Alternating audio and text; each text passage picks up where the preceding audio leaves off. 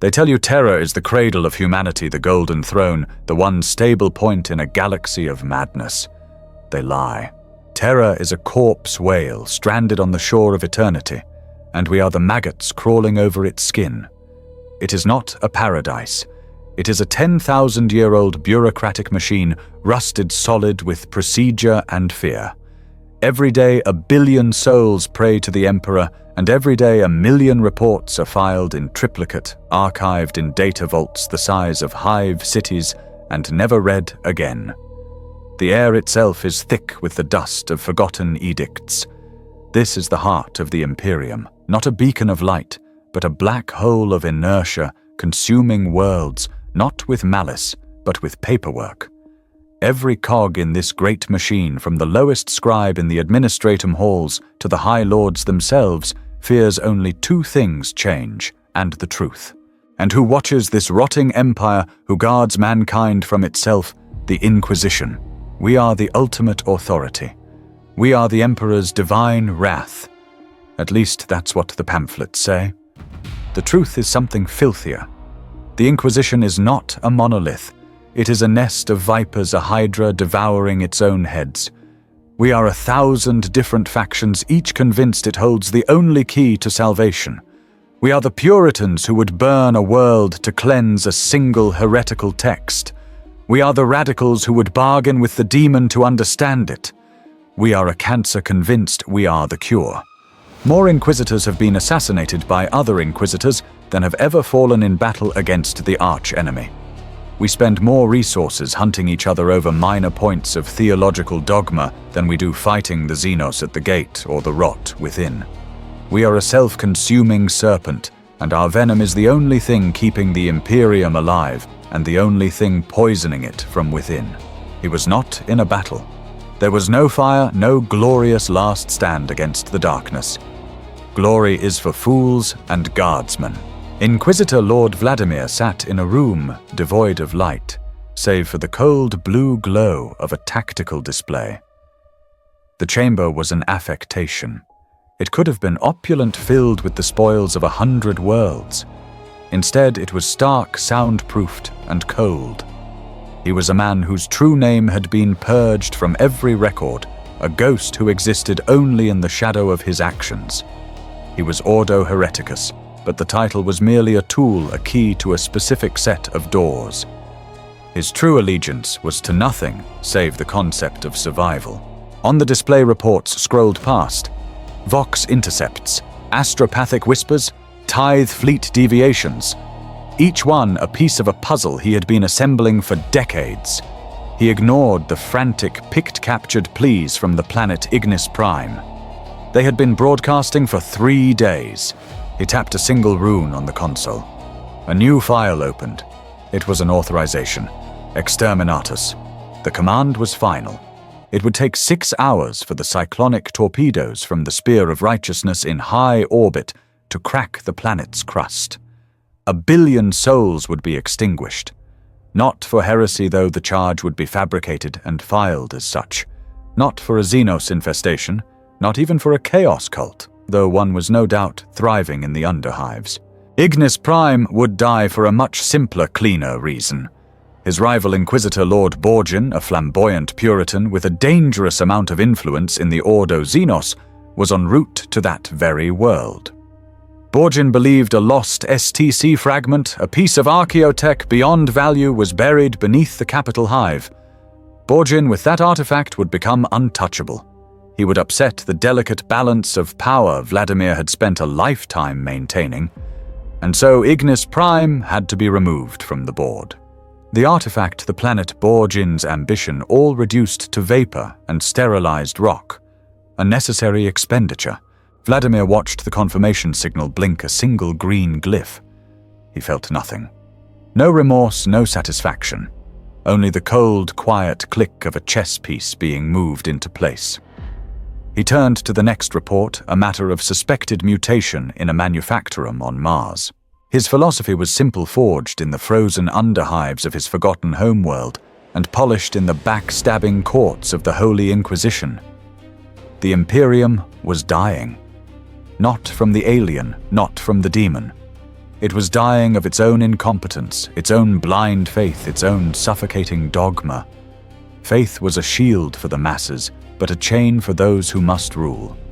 The only weapon that mattered, the only force that could hold back the tide, was not righteousness. It was control. Absolute, unflinching, pragmatic control. Dogma.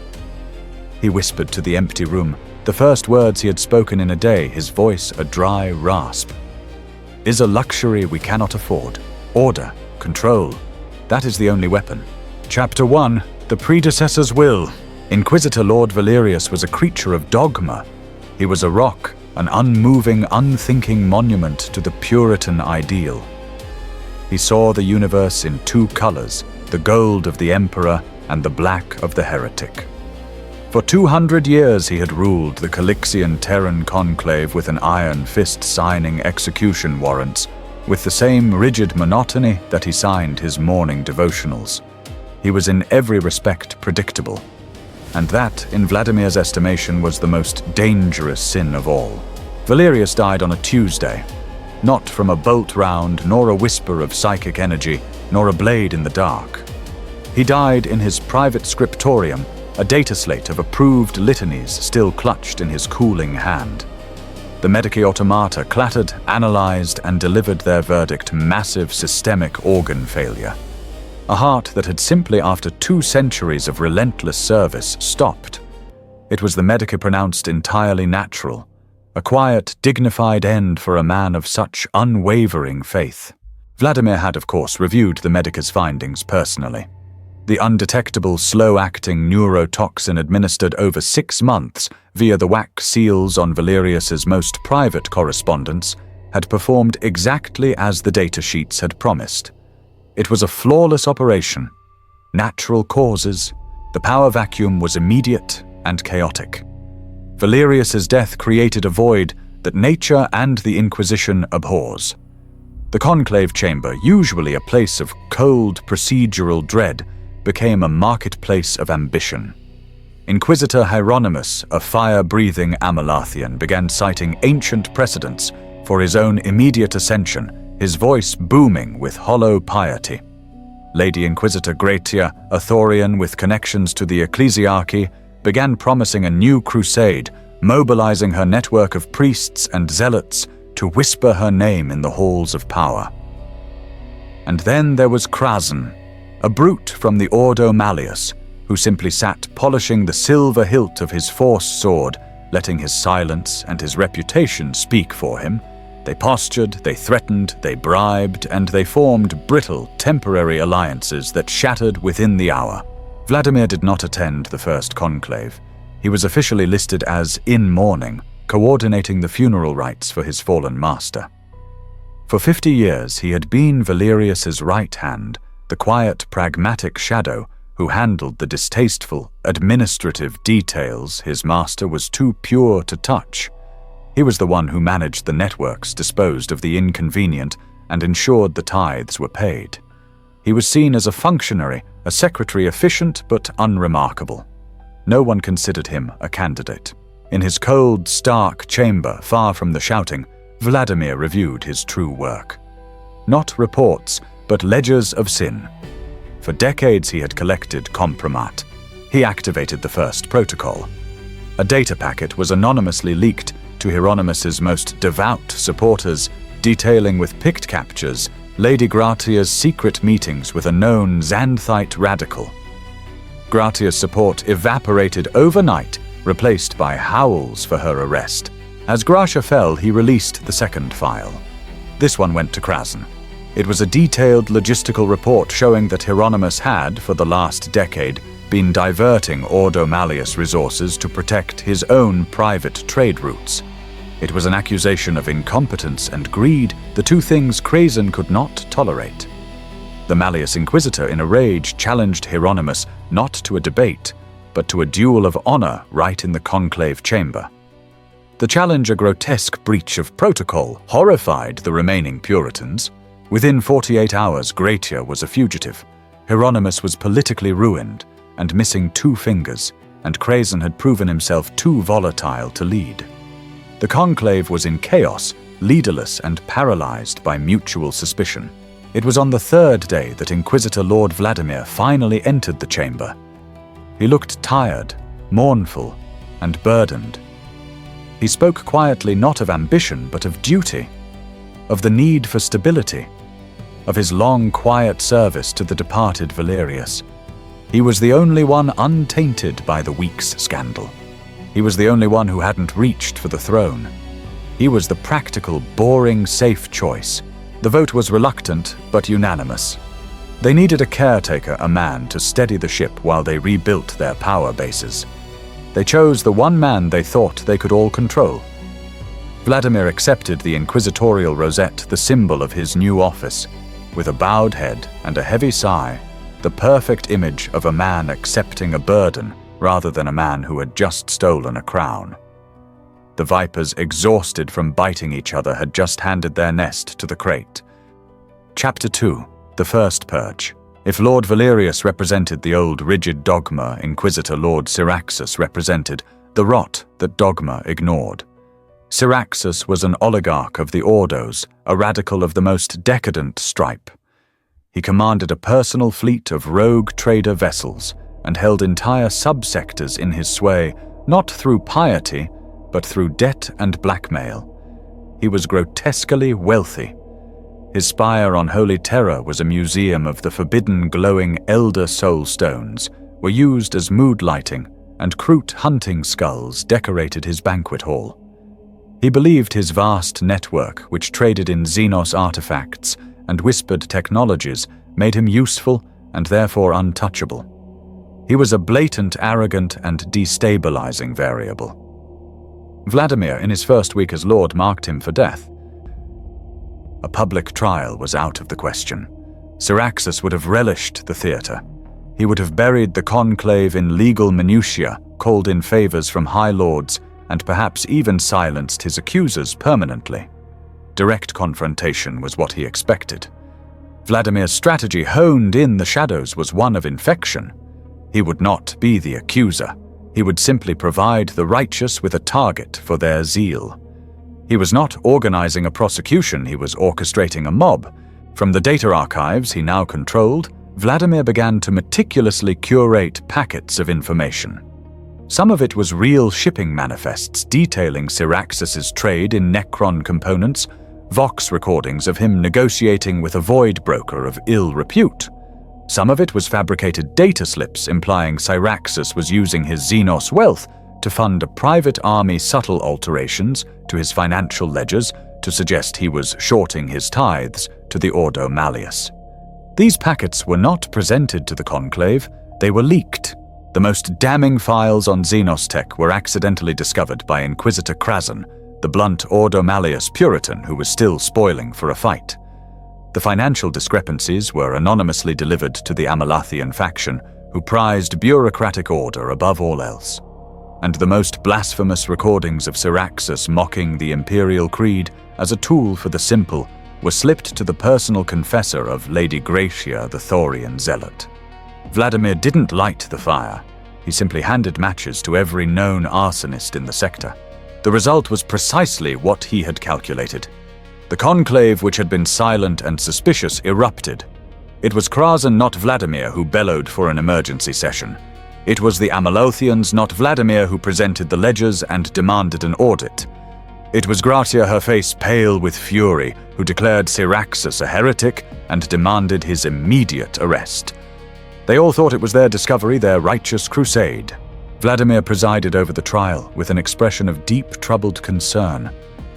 He was the picture of the reluctant new leader forced to clean the house his predecessor had allowed to become filthy. Syraxus, ambushed and bewildered, found all his allies had vanished. No one would stand with him against such a unified, furious front.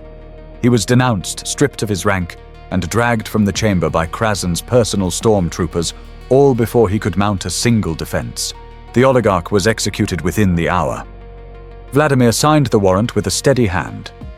In a single flawless move, he had removed a powerful domestic rival, seized his entire trade fleet and financial empire for the good of the Ordos, and cemented his own reputation not as a schemer, but as a decisive defender of the faith. The other Inquisitors, flush with their victory, were unified. They were also for the first time entirely his. Chapter 3, Ordo Silovic. Vladimir understood a fundamental truth that his peers in their dogmatic blindness refused to see. The Inquisition was a compromised weapon. It was a baroque, rusted, and over-decorated tool, as likely to shatter in the wielder's hand as it was to strike the enemy. He had used the zealotry of Krasen and the righteousness of Gratia to depose Syraxus, but he held no illusions about them. They were hammers, and they saw every problem as a nail. They were not allies. They were temporary assets, liabilities to be managed. His new authority granted by the Conclave was a fortress built on sand. He required a foundation of bedrock, a structure that existed outside the ancient feuding Ordos, a vertical of power loyal only to him. His recruitment began not in the hallowed public halls of the inquisitorial fortress, but in its data crypts, its censure files, and its forgotten penal colonies. He did not seek piety. He sought ruthless, sidelined competence. He sought those who had been broken, marginalized, or censured by the very system he now commanded. From the data prisons of Mars, he quietly recalled interrogator Varus. Varus was a cold logic specialist, a man who had been officially silenced by the Thorians for daring to suggest that a statistical analysis of tithing patterns was a more accurate predictor of heresy than 1,000 confessions extracted by flame. Vladimir gave him a hidden data vault beneath the palace, and a single impossible task model, the true flow of power on Terra. From the silent moon of Obscurus, he requisitioned the 3 survivors of the Asphodel 9 assassin coven. Their entire order had been declared excommunicate traitoris by Lord Valerius for a failed operation, and they had been awaiting execution for a decade. Vladimir offered them something greater than a pardon, a purpose. They would become his scalpel, existing outside any known chain of command, their kills logged as administrative errors or unfortunate shuttle accidents. He brought in disgraced savants, embittered interrogators whose radical masters had been burned, and ex-adeptus arbites judges who knew imperial law so well. They knew exactly how to fracture it without ever technically breaking it. They were his.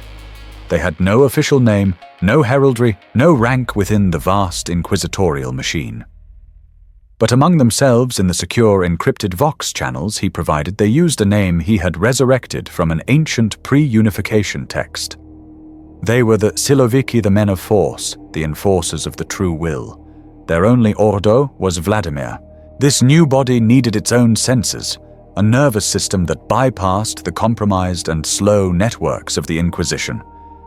He turned his gaze to the most vital and most overlooked asset in the Imperium, the Adeptus Astra Telepathica. The astropaths were the synapses of the galaxy, screaming messages across the warp-tossed void. They were also seen as tools, barely human living conduits, who were mistreated, ignored, and poorly guarded.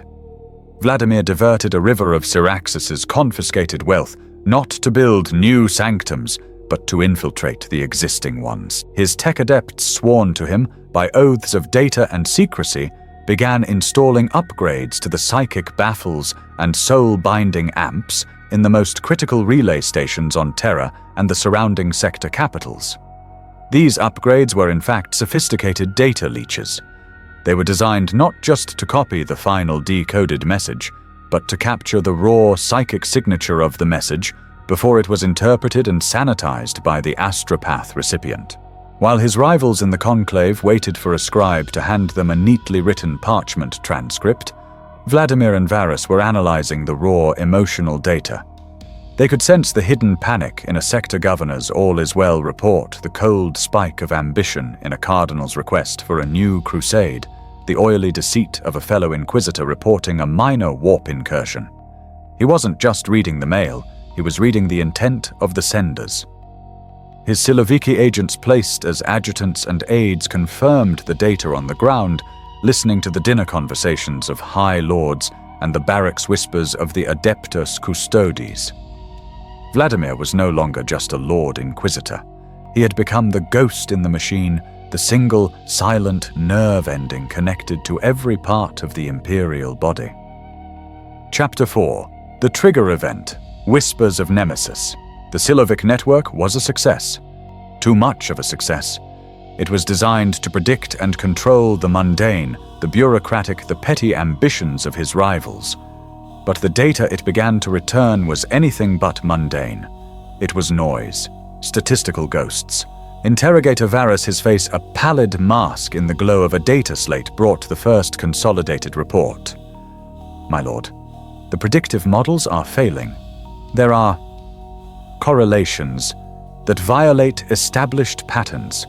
Vladimir looked at the display. It wasn't a single glaring threat. It was not a Tyranid fleet or a black crusade boiling from the eye.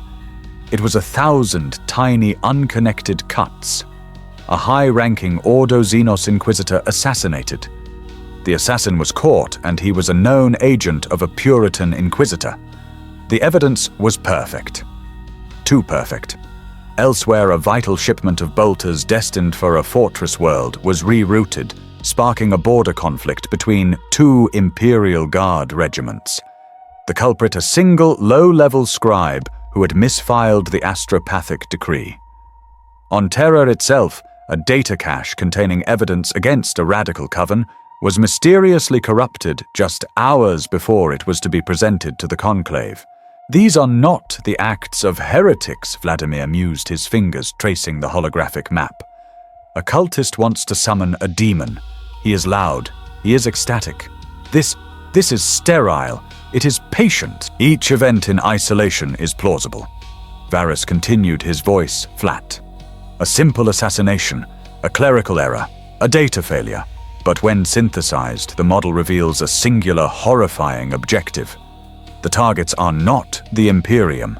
The targets are the Inquisition itself. Vladimir stared at the web of interconnected events. He saw what Varus with his pure logic could not. This was not a campaign of conquest. It was a campaign of autophagia. It was designed to make the Inquisition devour itself. The assassination sparked a shadow war between the Ordo Xenos and the Puritans. The clerical error forced two inquisitors to take opposing sides in the resulting guard conflict. The data corruption allowed the radical coven to not only escape, but to flourish, deepening the schism. This was not chaos. This was not Xenos. This was an intelligence that knew their codes, their procedures, their personalities. It knew their precise dogmatic weaknesses. It knew that the Inquisition's greatest enemy was, and always had been, itself. An enemy who does not strike at our walls but at the mortar between the bricks, Vladimir whispered. The methodology was ancient, subtle, and terrifyingly familiar. Misdirection, infiltration, using an enemy's own protocols as a weapon. Alpha Legion, he said. The words tasted like ash. Not a rampaging warband, but a high-level clandestine cell. Not in the hives, but in the spires. Not seeking to overthrow Terra, but to paralyze its protectors, to spark an inquisitorial civil war. An enemy so deep inside, they were no longer outside. They were in. He looked at Varus, the most loyal and logical of his Siloviki. He looked at the man's data slate, the secure networks, the web of spies he had so carefully built, and he realized with a cold, sinking dread that he could not trust any of it. He could not trust Varus. He could not trust his assassins or his scribes. If the enemy was inside the Ordos, then his network was already compromised. He was alone. He closed the file, sealing it with a code key that existed only in his mind. He would call this threat, this silent war operation, Nemesis, and he would fight it in the only way he could, by trusting no one and suspecting everyone. Chapter 5. Maskirovka, the Feint. To fight a ghost, one must first create a monster. Operation Nemesis was an enemy of shadow and suggestion, an intelligence operating within the very framework of the Imperium. It could not be fought with bolt guns and fleets. It had to be fought with lies. Vladimir, now isolated by his own paranoia, understood that his Siloviki network, his assassins, even Varus, all were potentially compromised. If he was to hunt Nemesis, he would have to do it by using the public rusted official channels he was supposed to trust. He would turn the Conclave's own predictable dogma into his primary weapon. This would be his Maskirovka, the Great Feint. He began not with an accusation, but with a carefully planted seed of panic. He fabricated an astropathic intercept routed through a dozen relay stations before it reached Terra. The original message was a masterpiece of forgery, allegedly originating from a frontier world in the neighboring Draconis Segmentum. It was corrupted by warp static fragmented and filled with the classic signifiers of impending doom, the hidden stars, the gods below the skin, the children of the claw. It was textbook Genestealer cult activity. The message was leaked to a mid-level interrogator known for his alarmist tendencies.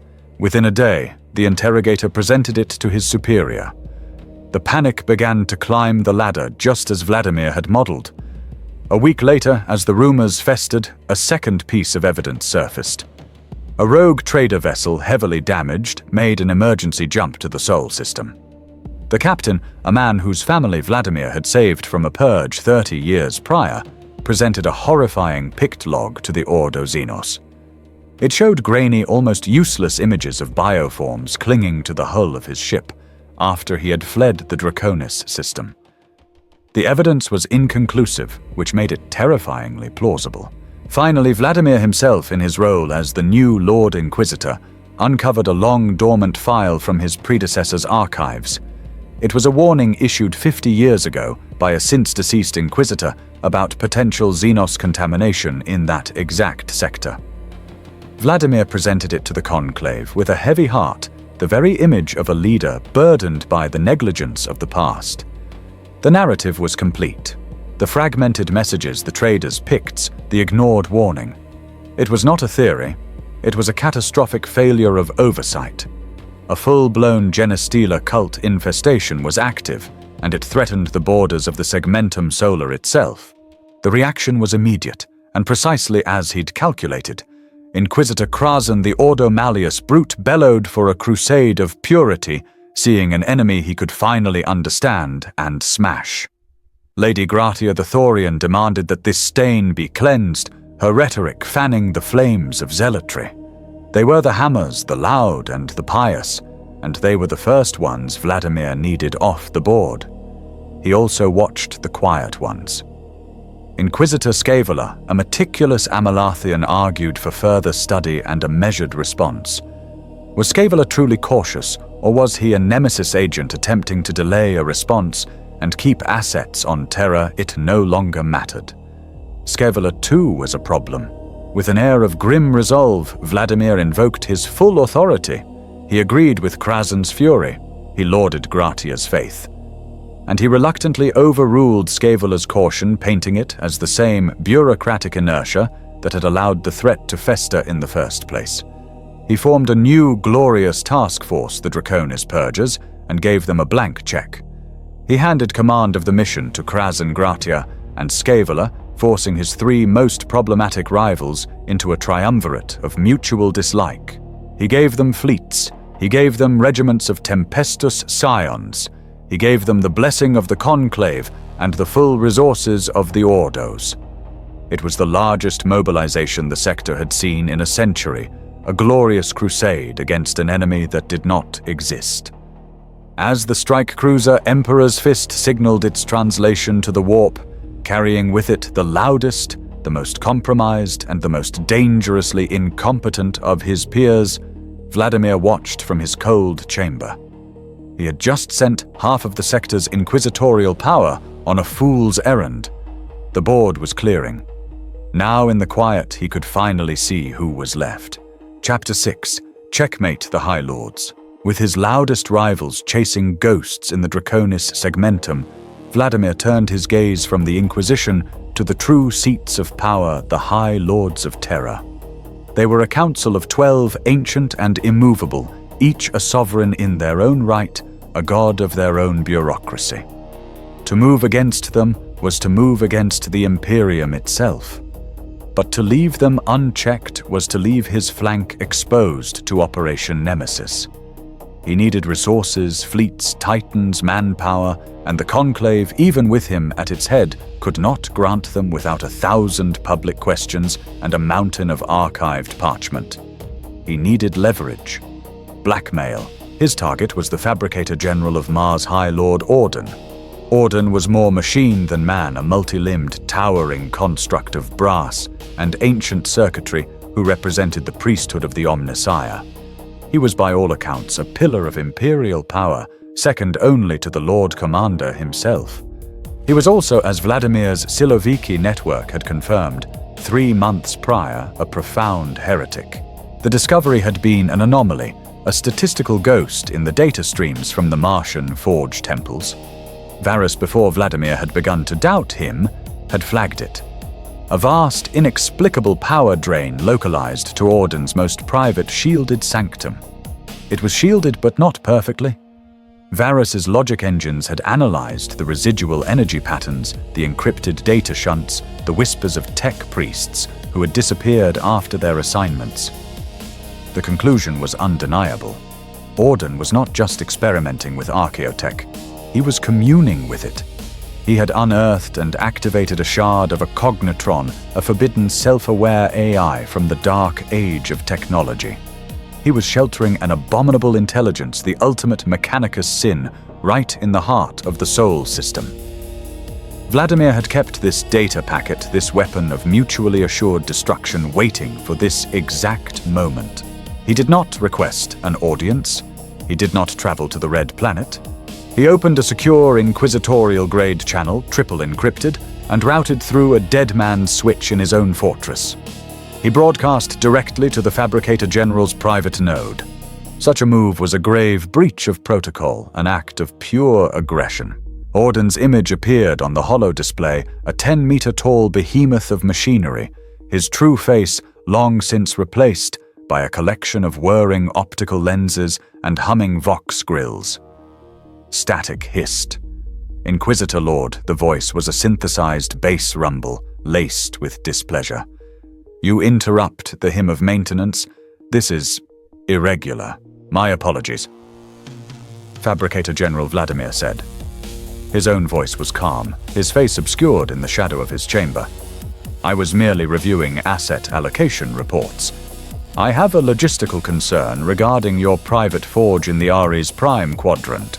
The static from Orden's vox intensified. The air pressure in Vladimir's chamber seemed to drop. My forges are beyond inquisitorial oversight. They are the domain of the Omnissiah. Of course, Vladimir said smoothly. But the energy signatures, they are fascinating. They are not consistent with standard Titan production. They are not consistent with any known mechanicus function. They are, in fact, highly consistent with cognitron-class activity. Silence. The hissing static was the only sound for a full 30 seconds. The Fabricator General's many optical lenses all focused simultaneously, as if trying to dissect Vladimir through the hololith. You speak heresy. No, Vladimir replied. I speak of logistics. I am sending you a data file. It is a request for strategic assets, a single packet of encrypted data shot across the void to Mars. It details the immediate and permanent transfer of 10% of the Titan Legio Ignis's output to a set of shadow coordinates, not for review by the Conclave, for my personal discretionary use. It also requires the Invictus-class cruiser squadron currently patrolling the Saturnine Gate to be placed on permanent standby, awaiting my private authorization code. Mine. This is extortion. This is... Orden's voice glitched with synthesized rage. The Ordo Hereticus has no authority. This is an administrative adjustment, High Lord Ordan Vladimir said, his voice dropping to a cold, flat monotone. I am not interested in your philosophical pursuits. I am not interested in the why of your hobby. I am interested only in the stability of the Imperium, which your research puts at risk. Your secret is safe with the Omnissiah, and with me, so long as the assets are made available. Another long, agonizing silence. The Fabricator General, a High Lord of Terror, a man who could order the death of worlds and whose predecessors had signed pacts with the Emperor himself, was trapped. He was being blackmailed by the one man who had the authority to make the charge stick. The adjustments will be made Orden finally ground out. The Omnissiah provides. The Emperor accepts, Vladimir replied, and cut the channel. He had not just gained a private fleet and a cadre of Titans, he had gained a High Lord. Orden was no longer just a rival, he was an accomplice. Chapter 7. An Unlikely Alliance. The purge of his rivals and the acquisition of the fabricated general's assets had given Vladimir control, but it had not given him clarity. Operation Nemesis remained a phantom.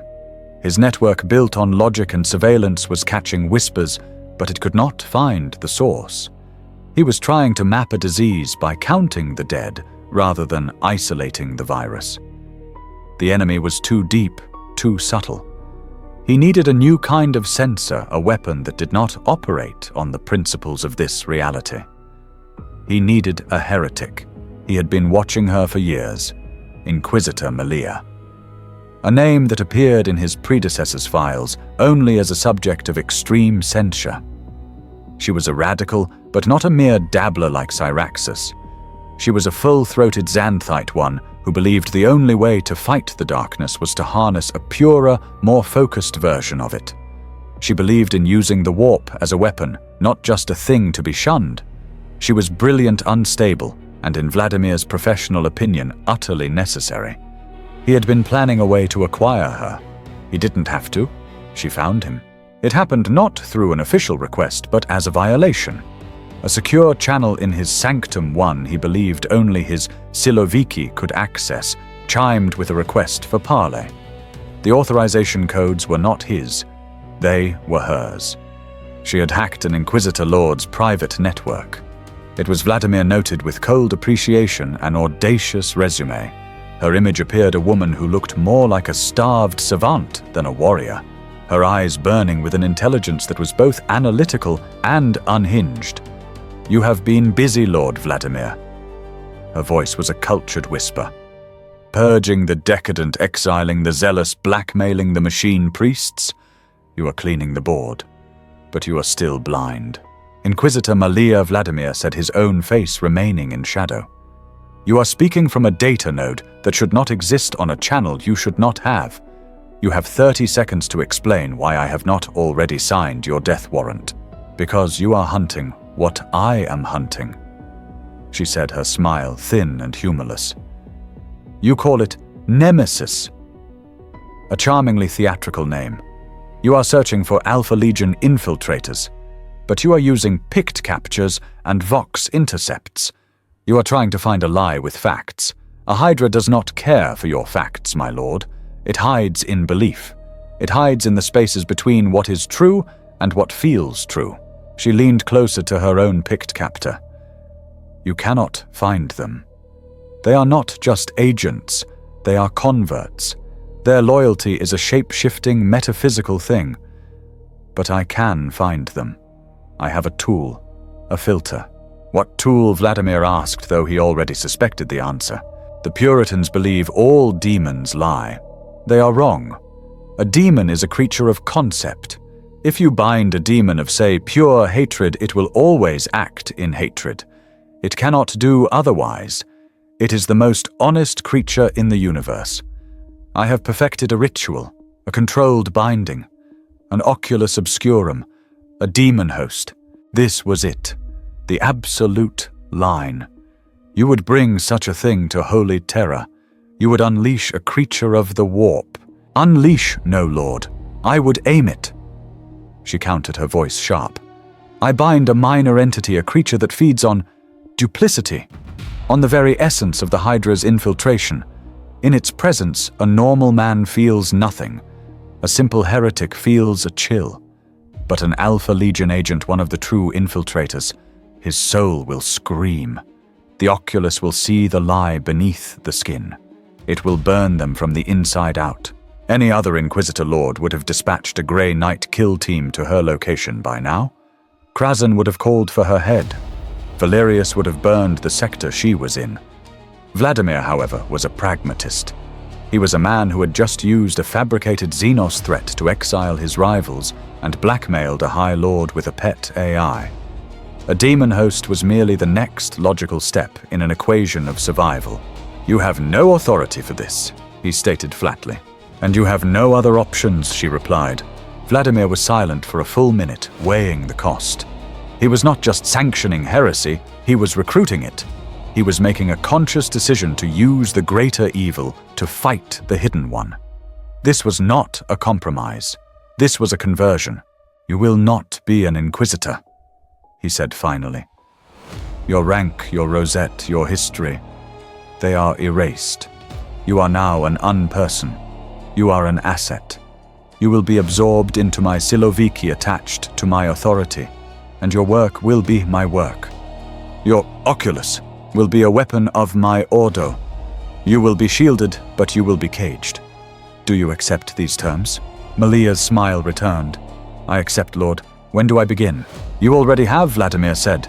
He sent a new directive through his most secure channel. The Siloviki, his force of logicians, assassins, and spies, had a new department, the Division of the Unorthodox. He had just turned his pragmatic men of force into a coven of heretics, all in the name of order. He had become the very thing he was created to destroy, and he felt nothing but the cold satisfaction of finding the right key for the right lock. Chapter 8. The Resistance from Within.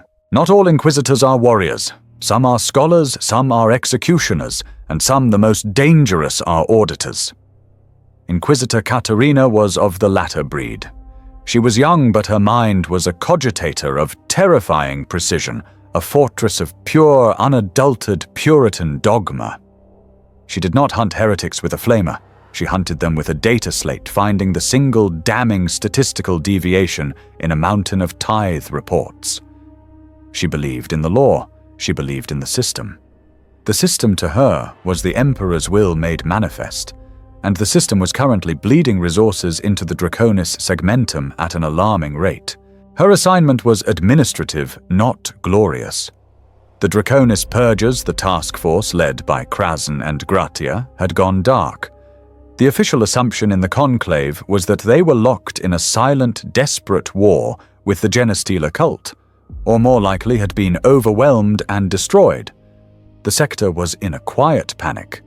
Katerina was assigned by the surviving administrative council to a simple, morbid task review the original intelligence audit, the mission's last known whereabouts, and prepare a preliminary report on what precisely had gone so catastrophically wrong.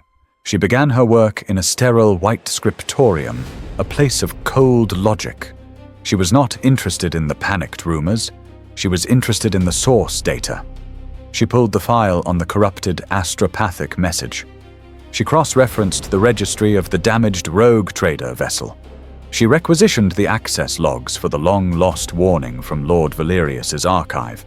She was the first and only person to look at all three source files simultaneously. She did not find a conspiracy of Xenos. She found a conspiracy of logistics. The astropathic message had been decoded by a scribe who 2 days later was promoted to a high-clearance post by Vladimir's new chief of staff. The rogue trader vessel the Stellar Wind was not an independent merchant. Its service registry showed it had been seized from the assets of the purged Lord Syraxus and was at the time of its discovery under the direct operational command of Vladimir's Siloviki. And the final lost archive. The Vault's own data log showed only one access in the last 50 years, Lord Vladimir himself, the day before he presented it to the conclave. Individually, they were curiosities. Together, they were a blueprint. The evidence was not fabricated in a crude way. It was orchestrated. It was a narrative constructed with a level of precision that was in itself a signature. This was not a Genestealer cult. This was a coup. Katerina, devout and loyal, made her first assumption her new Lord Inquisitor had been duped. A traitor high in his own administration had fed him this false narrative to disgrace him. She took her findings, her data slate clutched in a white-knuckled grip, to her direct superior Inquisitor Confessor Rostova. Rostova was an ancient, weary Puritan, a woman who had served Valerius and had seen a dozen rivals rise and fall. Katerina laid out the data with crystalline logic. The mission is a lie, she concluded, her voice ringing with the certainty of her faith in the facts. The intelligence is a fabrication. We have been tricked. The Lord Inquisitor must be informed. The reaction was not what she expected. Rostova did not explode in righteous fury. She did not call for an investigation. The old woman's networked augmented eye whirred and clicked, and her face went as pale as the marble floor. She rose, her movements stiff, and personally sealed the chamber doors. Inquisitor Katerina Rostova said, her voice barely a whisper. "You are by all accounts a brilliant analyst. Do not be a fool." My Lady Katerina was taken aback. "The data is undeniable." "You will burn that data slate," Rostova commanded, her voice suddenly iron. "You will erase your access logs. You will forget what you have seen. This is not an investigation. This is an order." Katerina stared, horrified. "Forget we have sent 3 Inquisitors' fleet's regiments to their deaths based on a lie." Lord Vladimir stabilized this conclave. Rostova snapped, her fear replaced by a cold, pragmatic anger. He purged the decadent Syraxus. He has the blessing of Mars. The wheels of the Imperium are turning smoothly for the first time in a century. "Do you think I am blind? Do you think I do not know what he is?" She took a step closer, her voice dropping again. "The conclave is weak. He is strong. He is the wall. And you will not question his methods. To do so is to question the conclave's own judgment. To do so," her augmented eye clicked, focusing on Katerina, "is heresy." Katerina stood in the empty corridor, her sanctum privileges having been summarily revoked by Rostova, pending a review of her loyalties. The wall of silence was absolute. She had presented proof of a lie, and the system had not only ignored it, it had threatened her for finding it. Rostova, the old guard, the symbol of Puritan strength, was complicit. They were all complicit. They were allowing Vladimir to rule because they were too afraid of the alternative. The system had failed. The law had been broken not by a cultist, but by its High Lord. And all its guardians were looking the other way. In that cold, silent hallway, Katerina's faith did not break. It hardened. If the system would not police itself, she would. If the guardians were corrupt, she would be the judge. She, a junior inquisitor, would find the evidence to bring down the most powerful man on Terra.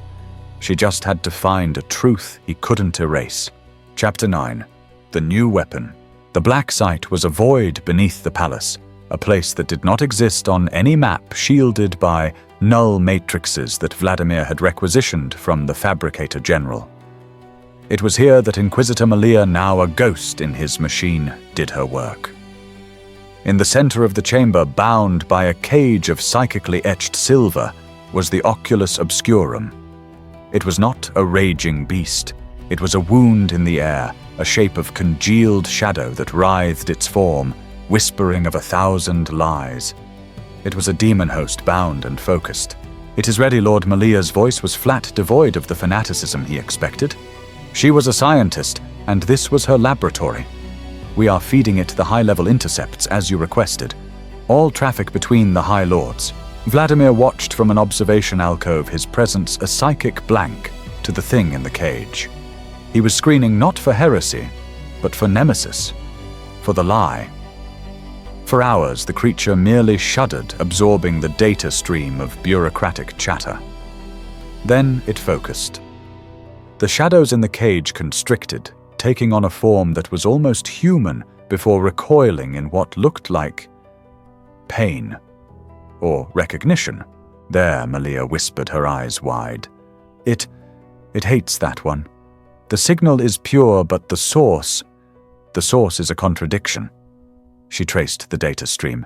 "It is from the chamber of the guiding light. The source is High Lord Pharaon, the master of the Astronomicon." The implications were catastrophic. Not a governor, not a general, but the man who aimed the Emperor's psychic light.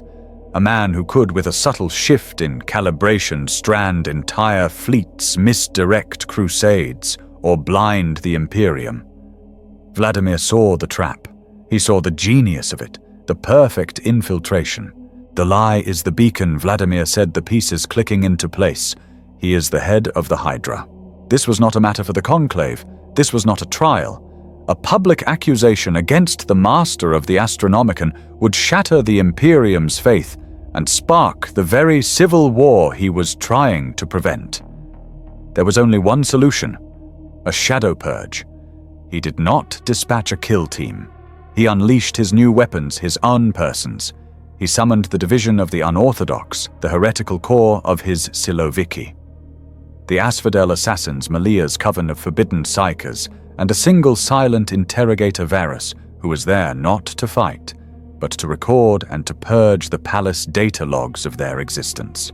They did not strike at the Astronomicon itself. That was holy ground protected by the Custodes. They struck at Farron's private spire, a kilometer-high needle of obsidian in the upper reaches of the palace. The Asphodel III moved first shadows among shadows, bypassing wards and automated sentries, their blades whispers of neurotoxin that dispatched Farron's personal guard without a single Vox alarm. They moved not as soldiers, but as an invasive surgical tool. Malia's psychers were the key. They did not blast the doors. They created a psychic bubble around the spire's penthouse, a shroud of null thought that rendered the next few minutes invisible to any astropath or psychic sensitive in the palace. It was a bubble of absolute silence. When they breached the chamber, Farron was not waiting with a bolt pistol. He was standing by an observation port, looking out at the golden light of the Astronomicon he commanded. He turned, and his face was calm, serene. So he sent his pets, Farron said, his voice smooth. He found the lie. I am impressed. He showed no fear. He made no move. The head Asphodel assassin, her face a mirror mask, stepped forward. In the name of... she began, but Farron laughed. Spare me the ritual, he said. The Emperor protects, but I wonder which one.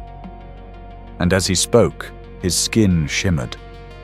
His form seeming to split the hydroscale sigil of the Alpha Legion, burning for a single instant on his skin before he lunged a blade of Xenos make flashing from his sleeve. The fight lasted 4 seconds. It was not a battle. It was a calculation.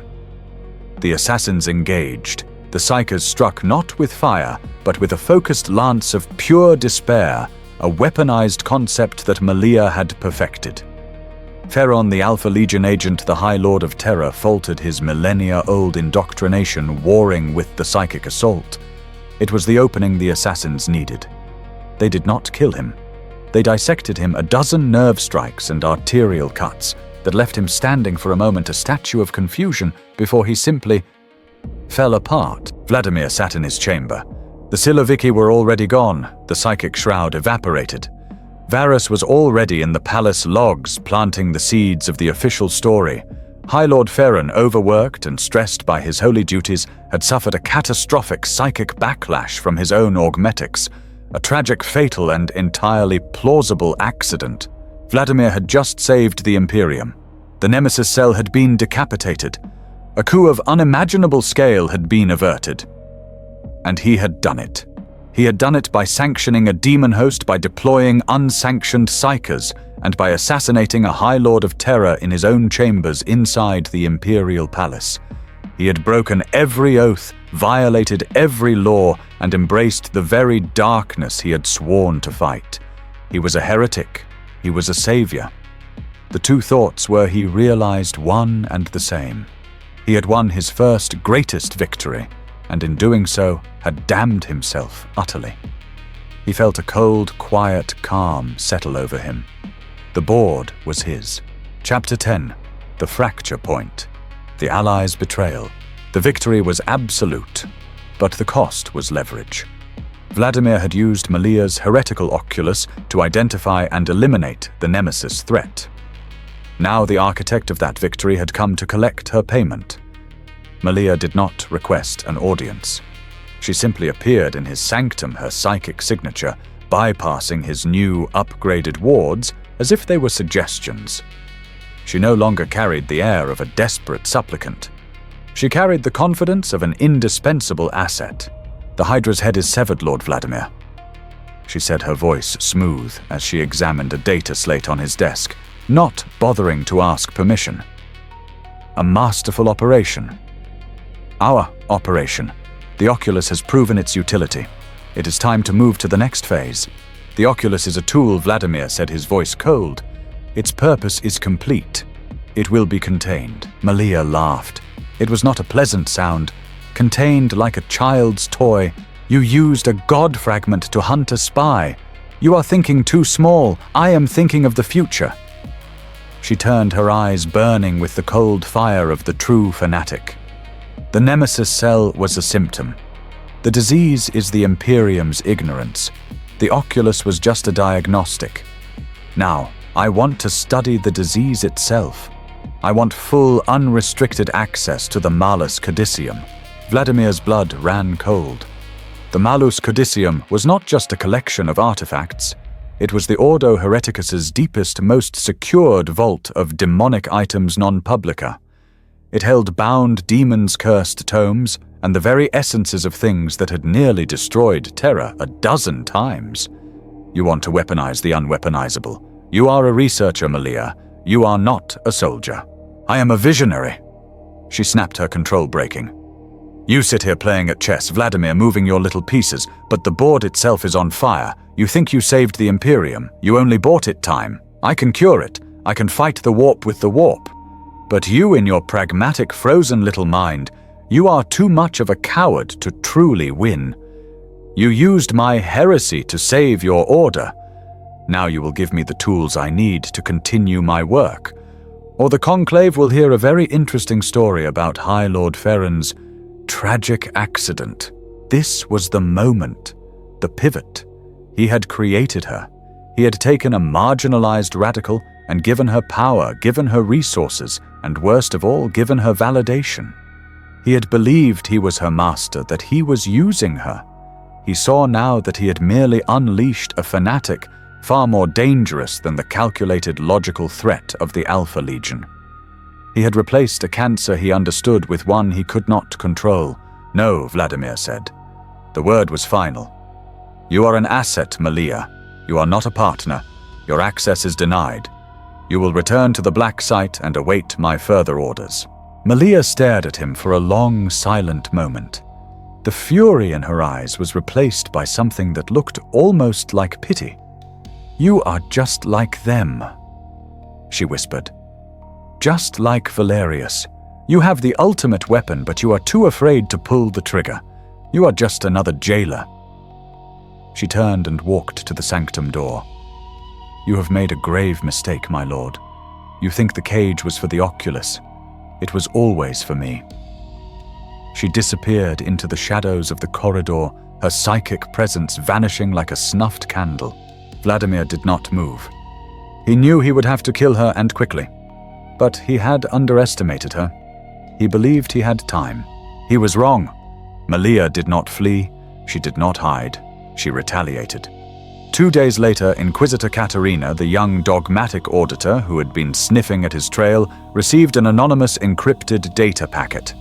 She was in her small, cold scriptorium, having been functionally exiled from the main conclave, reduced to reviewing meaningless shipping manifests. The packet arrived bypassing her official terminal, appearing directly on her personal data slate. Inside was a single file. It was a pict log. A grainy, dark, horrifying pict log recorded from a hidden autosensor. It showed the Black Site. It showed the silver cage. It showed the writhing, demonic shadow of the Oculus Obscurum. And time-stamped and clear, it showed Inquisitor Lord Vladimir standing in the observation alcove, giving orders to the heretic Malia.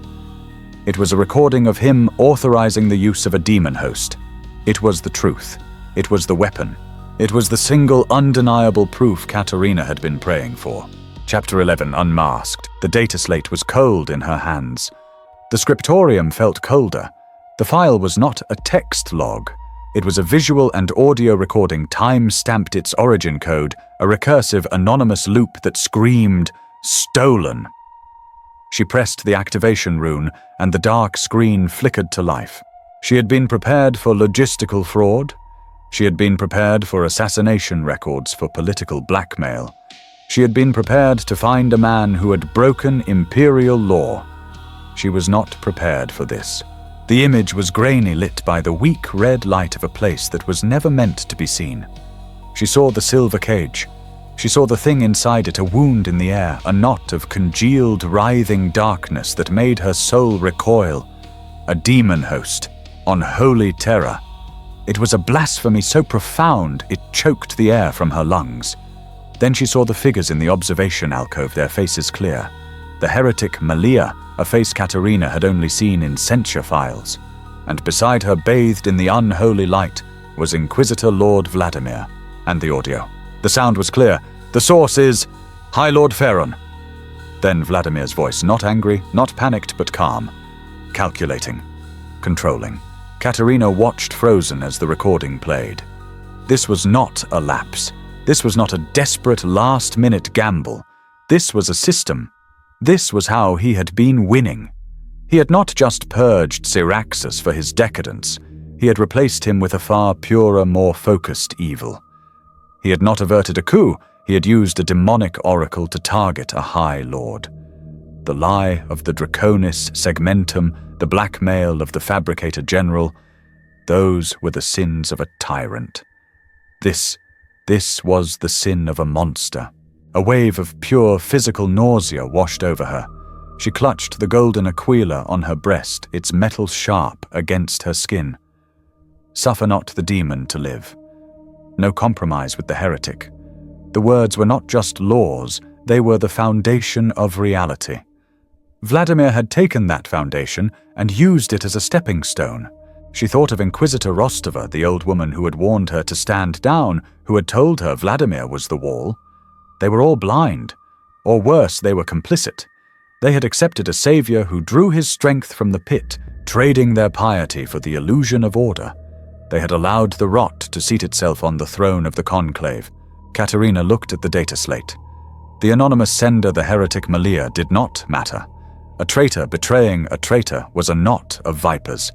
But the evidence, it was pure. It was undeniable. It was the truth delivered by an unholy hand. She finally had it. Not a statistical anomaly, not a missing file, but the black, beating heart of his heresy. Her choice was not a choice. It was an activation. She was a weapon of the Ordos, and she had just been aimed. She could not go to her superiors. They were compromised. She could not go to the Siloviki. They were his. She had to go to the root. She would use the oldest, most sacred laws of the Inquisition, the very laws Vladimir had spat upon. She would not be silenced. She would convene a conclave of her own. Chapter 12, The Hunt. Katerina did not go to the main conclave chamber. It was his. She did not use the public Vox channels. They were his. She went instead to the censure vaults, a place deep in the foundations of the palace, a chamber of basalt and cold iron that had not been opened in 3 centuries. It was a place that existed outside the data grid, a relic of an older, more absolute law. She did not request a meeting. She activated the censure protocol, an ancient hard-wired summons that bypassed all administrative hierarchies, a psychic and data scream that went out only to the oldest, most senior inquisitorial bloodlines on Terra. It was a call for the judges. They came. Not the bureaucrats or the politicians. They were the old guard, the ones Vladimir had dismissed as relics. Lord Inquisitor Grim, a Puritan of the Ordo Hereticus, who had not left his scriptorium in a century. Lady Isolde, the High Proctor of the Ordo Xenos, a woman who had personally executed 36 radical inquisitors in her youth. And Inquisitor Confessor Rostova, her face a mask of ashen terror, finally seeing the abyss she had been told to ignore. They gathered in the cold, unlit chamber, their ceremonial power armor humming in the silence. "You have invoked censure, Interrogator Lord Grimm's voice was a rasp of sand. This is a capital offense, if in error." "There is no error, my Lord Katerina," said her voice clear and ringing in the vault. "Only heresy." She did not offer a report. She did not offer an interpretation. She placed the data slate on the central basalt altar and activated the pict log. The red, unholy light of the black site filled the chamber. They saw the cage. They saw the writhing, demonic thing. and they saw their Lord Inquisitor Vladimir, his voice calm, his authority absolute, using it. The silence that followed was more violent than a scream. Lord Grim did not speak. He simply slowly drew the silver-etched power sword that had not left its scabbard in 50 years. Lady Isolde's eyes, milky with age, flashed with a young, pure fury. He consulted. The unspeakable, she whispered. He used the archenemy to strike a high lord. Rostova fell to her knees, not in prayer, but in shame. What have we done? We have been led by the damned Lord Grim, stated. He raised his blade, its edge thrumming. There is no debate. There is no trial for this. This is not a crime. It is a spiritual oblivion. By the authority of this holy conclave, by the absolute power of the censure protocol, we declare the one known as Vladimir.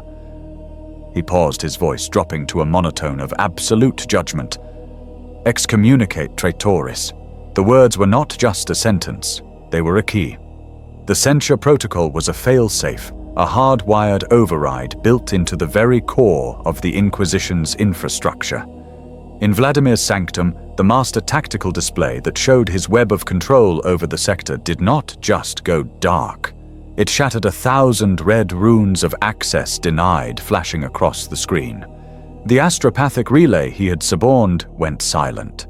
Varys's data vault, his compromat, was instantly sealed, locked by an authority that superseded his own. His private encrypted channels with the Fabricator General, his Siloviki network, all of it gone. He was blind, he was deaf, and then he was hunted. Katerina, now armed with the full righteous and terrifying authority of the Censure Conclave, did not use spies. She did not use subtlety. She unleashed the lions. The Conclave's internal guards, the heavily armed dogmatic stormtrooper legions Vladimir had dismissed as ceremonial, were activated. They moved with a speed born of pure faith.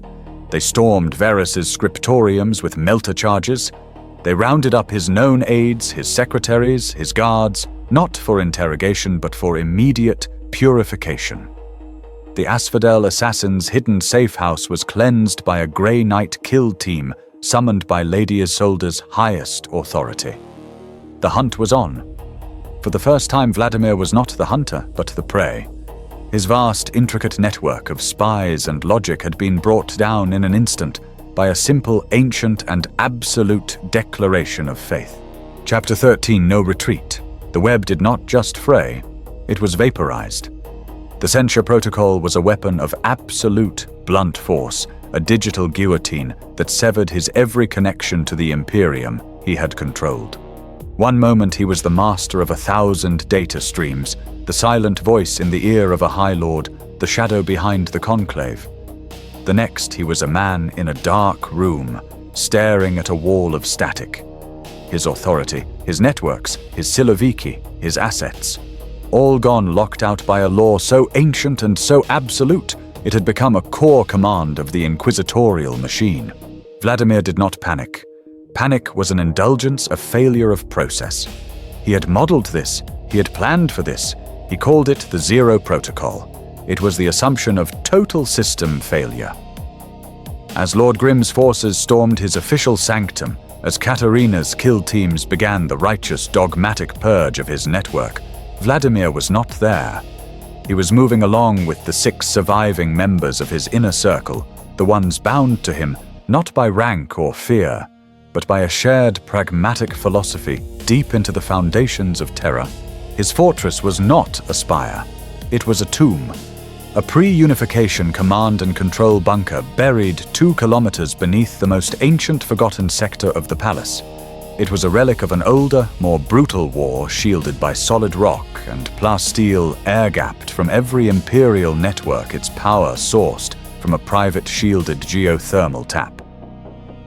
As the blast doors, thick as a frigate's hull, hissed shut behind him, he was sealed off. He was blind to the outside world. And the outside world was blind to him. He sat at a console, a machine of brass and iron, not the elegant hololiths of his spire. It had one function, a single brute force Vox transmitter powerful enough to override every channel in the segmentum solar, for approximately 90 seconds before it could be triangulated and jammed. He turned to interrogator Varus, who had been recalled by a failsafe hours before the purge, and nodded. Varus activated the broadcast. Vladimir's image, pale and stark, flickered to life on every screen on Terra. It appeared in the censure vault where Lord Grim and Katerina were coordinating the hunt. It appeared on the data slates of the stormtroopers sweeping his halls. It appeared on the private displays of the High Lords. He did not look like a cornered man. He looked like a judge. "You are fools." His voice, cold and clear, cut through the static. "I am not broadcasting to beg for my life. Such a concept is beneath us both. I am not here to confess. I am here to deliver my final judgment on you." In the censure vault, Katerina felt a chill. This was not the raving of a cornered heretic. This was the lecture of a master. "You hunt me in the name of purity, in the name of dogma. You are children clutching your prayer books while I was the only adult in the room, keeping the wolves from the door.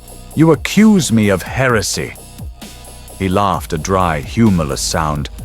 "I used heresy. I used it as I would use a bolt gun or a virus or a fleet. I used the tools the enemy provided to fight the enemy. A thing your rigid, terrified minds cannot comprehend. You would rather the Imperium die pure than live adjusted. High Lord Ferron was a traitor. I killed him. You would have put him on trial, and he would have burned the Imperium to the ground with his lawyers. The Fabricator General is a heretic. I used him, and his sin now serves mankind, his titans, guarding a frontier you have all forgotten. I sent your zealous, idiotic colleagues on a phantom chase, yes, because their piety was a liability, because their noise was drowning out the signal." He leaned in, his eyes burning with a cold, absolute certainty. "Operation Nemesis is real. I cut off its head. But its body remains wrapped around the very heart of the Imperium, and now you have done its work for it. In your blind, righteous, stupid zeal, you have just executed the only man who knew how to fight it. You have decapitated your own savior. So hunt me. Come to my fortress. Your laws demand it. Your dogma requires a sacrifice. But know this: every step you take towards me is a step you take away from the true enemy. I am Vladimir. I am the Lord Inquisitor, and I will not retreat." The signal died, replaced by a booming surge of static. Vladimir cut the power. He turned to his loyalists. "They are coming," he said quietly. "Activate the defenses. We will show them what true order looks like." Chapter 14: The Kremlin Showdown. The tomb fortress was not designed to be breached. It was a solid block of pre-imperial plasteel and adamantium buried in the corpse rock of Terra, designed to survive an orbital bombardment, not a surgical assault. Katerina's stormtroopers learned this within the first 10 minutes. Their melter charges, hot enough to vaporize a tank, hissed and sputtered against the outer blast door, barely managing to scar the ancient metal. Their crack missiles were pathetic concussive pops against the void-shielded rock. Katerina stood back, her face a mask of frustration. Lord Grim, standing in the hastily established command vortex in the tunnel, recognized the impasse. He turned to the figures who had marched at the vanguard of the assault giants in Baroque silver-blue Terminator armor. Brother Captain Lord Grim said, his voice rasping. "Your authority is required, the Grey Knight Captain." His eyes burning with the cold light of the psychic hunter nodded once.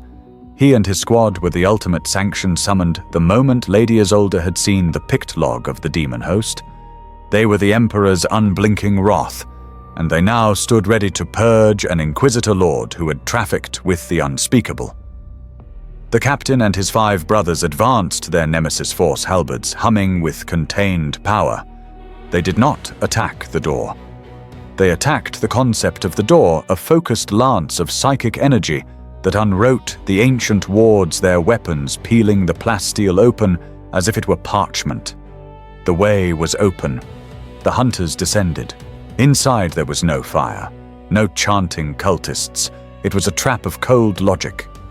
The Grey Knights, hardened against the horrors of the warp, were prepared for demons and blasphemy. They were not prepared for the mind of a master administrator. The first corridor was filled with a colorless, odorless neurotoxin pumped from ancient pressurized tanks. 2 stormtroopers collapsed, their armor seals compromised by a high-frequency sonic emitter that shattered the rubberized seals. Katerina, moving behind the Terminators, saw the bodies not burned, but simply stopped. "He fights like a scribe," she spat, her bolt pistol drawn. "He fights to win," the brother captain's voice rasped over the vox. "It is irrelevant." They reached the central command chamber. The doors hissed open. It was the room from his broadcast, lit by the cold iron glow of a massive, archaic console. Vladimir was there. He was not in armor. He was in his simple black inquisitorial robes, standing by the console as if waiting for an adjutant. He held no weapon. His remaining 6 Siloviki lay dead at his feet, Varus among them, a single clean bolt round to the back of the head. "A final purge of witnesses," Inquisitor Katerina Vladimir said. His voice was calm, almost welcoming. "You have arrived, precisely on schedule. Your zeal is as ever your most predictable and exploitable resource." Heretic Katerina said, her voice shaking with a cold, pure rage. Her pistol was aimed directly at his heart. "You are judged. Excommunicate, traitoress. You have nothing left to say."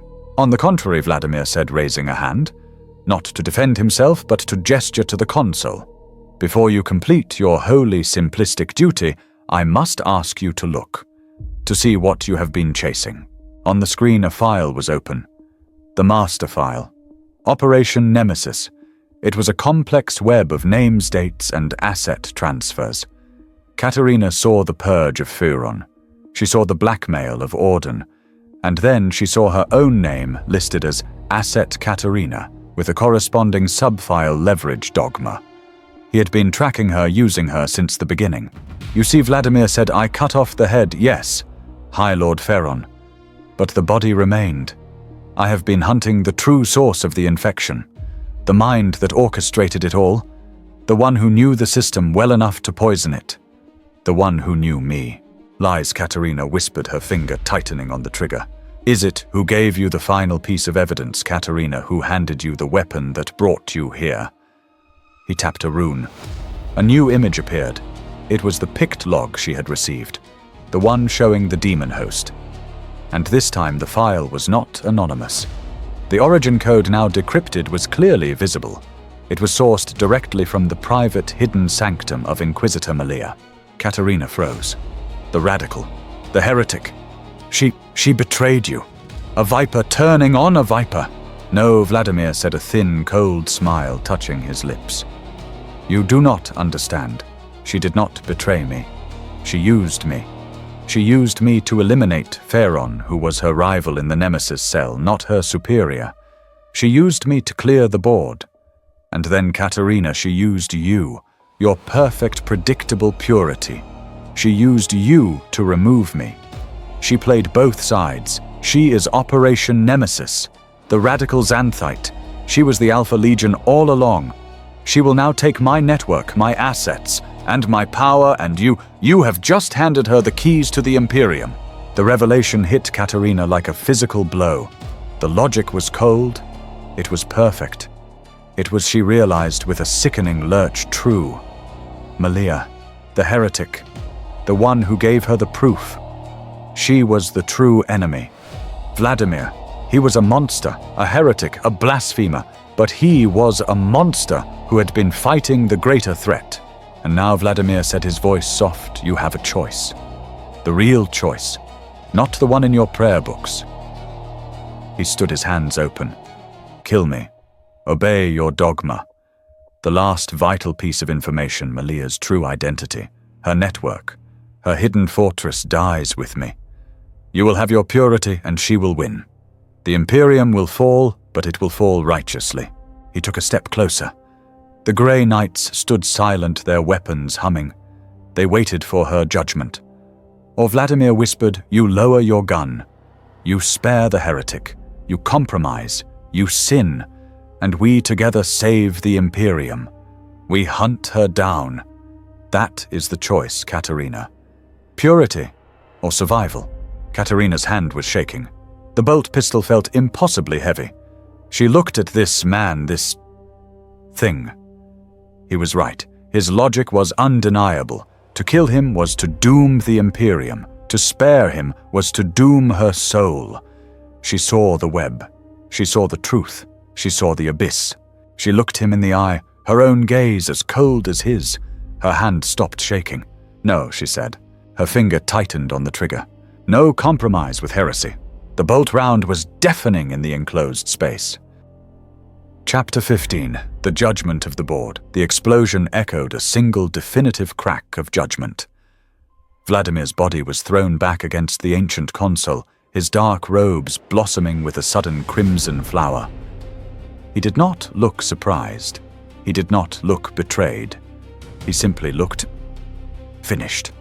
His hand outstretched slid from the console, leaving a bloody smear across the screen, erasing the final vital pieces of his life's work. The Nemesis file, with all its secrets, its connections, its one true answer, dissolved into a cascade of corrupted data. He slumped to the floor dead.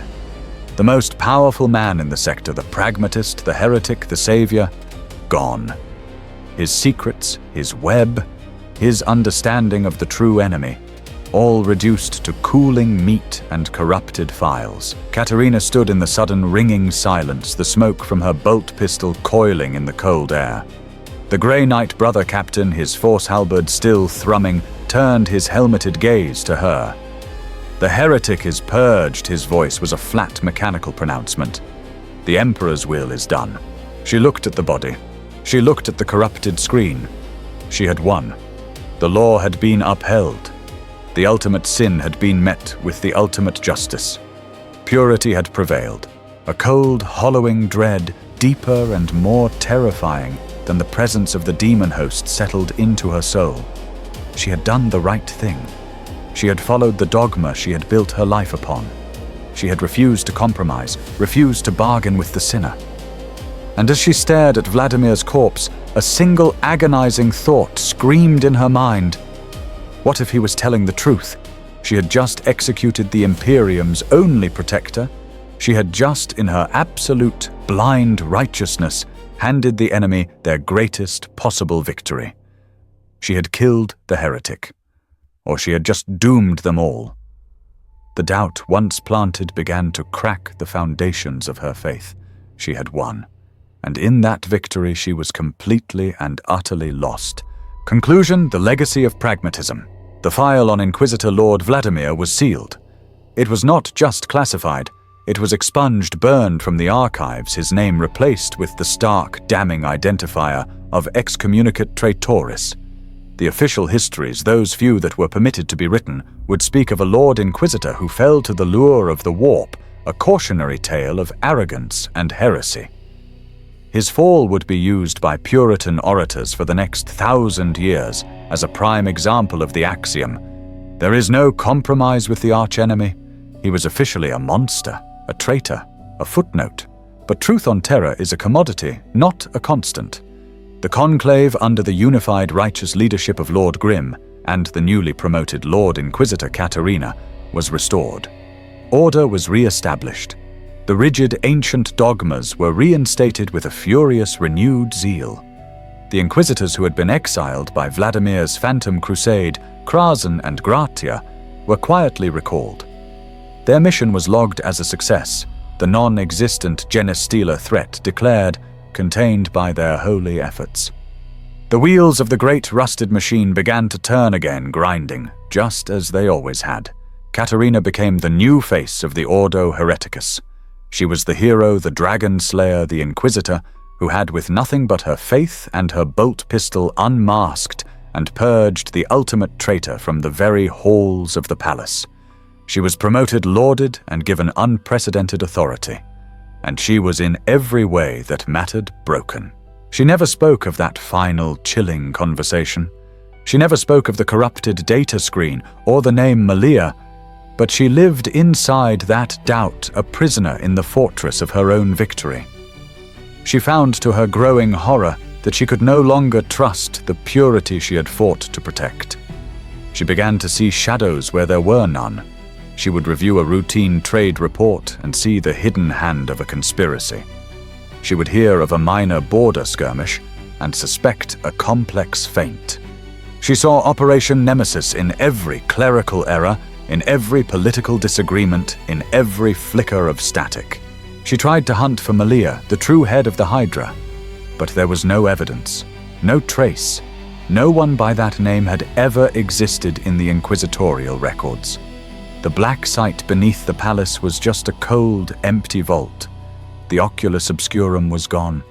Katerina was hunting a ghost that Vladimir's death had made immortal and invisible. And so to fight this ghost, she began to adopt the tools of the man she had killed. She did not consult demons, but she began to build a new network, a secret network loyal only to her. She began to approve enhanced clandestine surveillance of her fellow inquisitors.